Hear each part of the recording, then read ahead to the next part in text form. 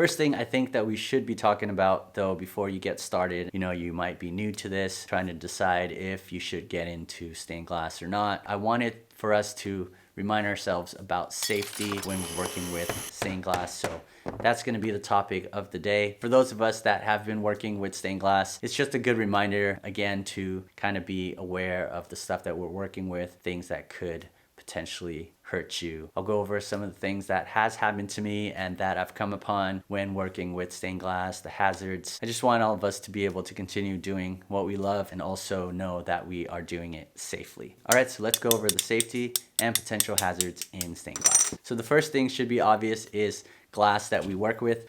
We deal with stained glass, which is exactly just like regular glass. If it breaks, it will shatter. When we do cut glass and we break them, those edges will become sharp and can have edges that obviously if you run your fingers through it, it will just easily give you a nice cut. So to protect yourself, you always want to handle them carefully and slowly. The edges as you pick them up, some people will carry and use gloves just to protect your hands. And actually without knowing, when you touch some of those glass edges, it may just do a slight cut as like a paper cut feeling on your hands and fingers. I've only gotten cut a couple of times with stained glass, so that will happen if you're working with stained glass, and just one thing that you should think about. Another thing, when you're moving glass around, you definitely want to be wearing regular closed-toe shoes, nothing like flip-flops or open toes, where if that glass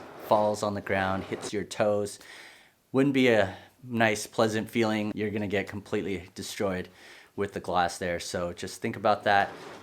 In any shop that you work in, you should be wearing closed-toe shoes. Of course, if the sheet is heavier and thicker, it would be better if you had steel toes or any harder covering toes. I think just regular shoes is definitely better than no shoes at all. To continue with glass, you definitely should be wearing safety glasses when you're dealing with breaking glass. It could protect you and from all the shatters and shards that could fly right into your eyeballs. A tiny piece flew into my eye and it was able to just come off easily, so it wasn't stuck in my eyeball, but it did get into my eye, and this is just from breaking the glass using the Grosing pliers. So when you crunch that glass, it will explode a little bit more than regular glass breaking cleanly with the running pliers. So if you're using the Grosing pliers, definitely please use safety glasses. You don't know how that glass is gonna change in direction towards your eyeballs. Goes the same when you're grinding stained glass.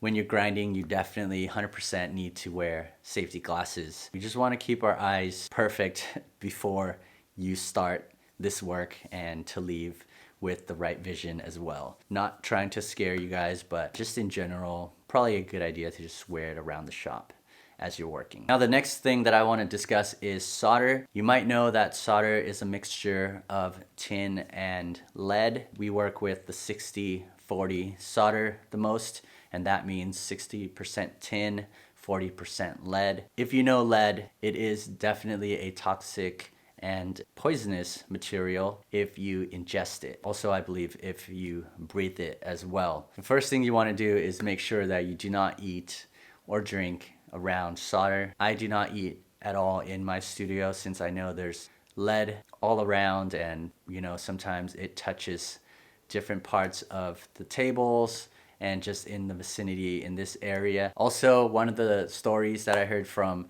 our stained glass studio nearby, they had mentioned that the only person from their shop that got lead poisoning was from a worker who was a constant smoker. They either kept putting their fingers on their lips when they were smoking, and those fingers weren't that clean, and so they had some lead poisoning. There are wipes as well that you can use that will remove lead. I also use latex gloves when I deal with lead, so that's why you'll see me wear gloves when I'm soldering. I just don't want it on my fingers and hands, have to deal with it later on. I also have small children more worried about, so just don't want to pass that on to them. And I know some people actually keep their work clothes in the workshop, so I can see that being effective in just keeping everything separated. So the lead and the solder is a very big part of stained glass making. There is also lead-free solder. I will have to try to explore that. And not just the solder itself, it might be the lead came or lead channels you may eventually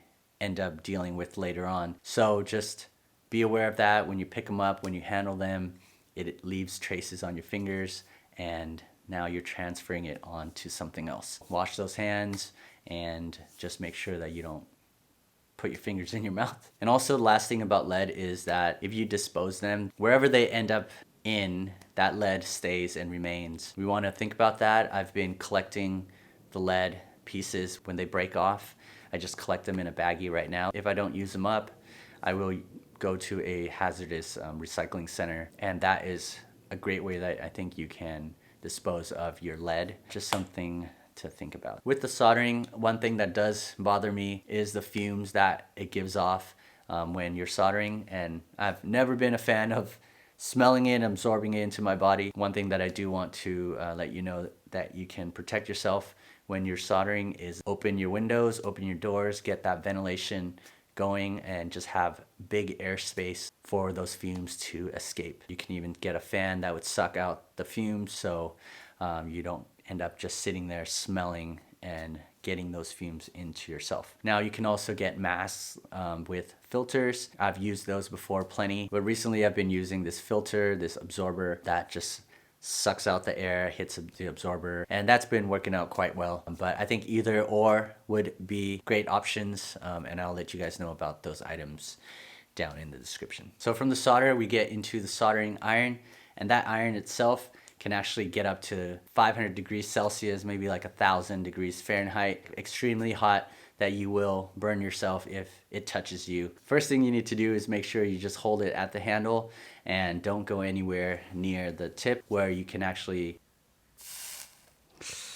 get some skin burns on your hands, fingers, arms, whatever it is that it is pointing at. If you're working on a wood surface, then it will burn that wood surface. You might get some burns on it. It's not gonna light up on fire, but once it's plugged in, it starts heating up right away. Now, some people use heat resistant gloves when they're soldering. I think that's a great idea if you're accidentally hit your hand or you move that iron close to your fingers or something, then it'll stop that burn from happening. For me personally, I don't use the gloves. I feel that when I wear them, it actually makes me feel less confident in handling that iron. So it is up to you if you wear the gloves and you feel comfortable with it. I think that's a great idea, but if not, just definitely be aware that that iron is super hot, and you want to make sure that it never gets near your hands, fingers, skin. Oh, sometimes when you're soldering and that flux heats up, that solder could just splat, come back at you. So sometimes I have my eyes a little bit close to those joints, and so wearing safety glasses will definitely protect that. And now the hearing part, the only thing that I can think of right now is when you're grinding the glass, it does get a little bit loud. The grinding part is the loudest part of our work. I would suggest using earplugs, and that should just minimize those sounds. Last things we gotta talk about are the chemicals, and I've actually pulled out every single item that I could think of here, starting with the flux. This one is actually could be fatal if swallowed, so you want to make sure that you avoid your skin, eyes, mucous membranes. Best to always just wear like the latex gloves to not get this stuff on your hands as you're working with it. You don't want to have around kids, children, pets. Next thing we have is patina, also equally hazardous. Contains nitric acid. Keep away from eyes or skin. For sure, when you're using patina, just have a full ventilation. Get lots of fresh air. These things will hurt your system. And then we have another patina, copper patina, basically just about the same precautions there. The coolant itself that I use sometimes on our grinder, this one says harmful, fatal if swallowed, avoid contact with skin. The flux remover, this one says environmentally safe, do not swallow, avoid contact with eyes. Basically, all I can say is that all the chemicals that we use, even if they say non-toxic or if they are safe, I would still just make sure that you keep those away from kids, pets, wear your gloves. Anything else that I forgot, please let me know down in the comments section. Let others know and share the safety practices that you guys do use when you're working with stained glass. I think that's a good idea for everyone. Do good work and practice good safety work so we can keep making the stuff that we want to make. With that, guys, thank you so much. I will see you guys in the next one. Take care of yourselves.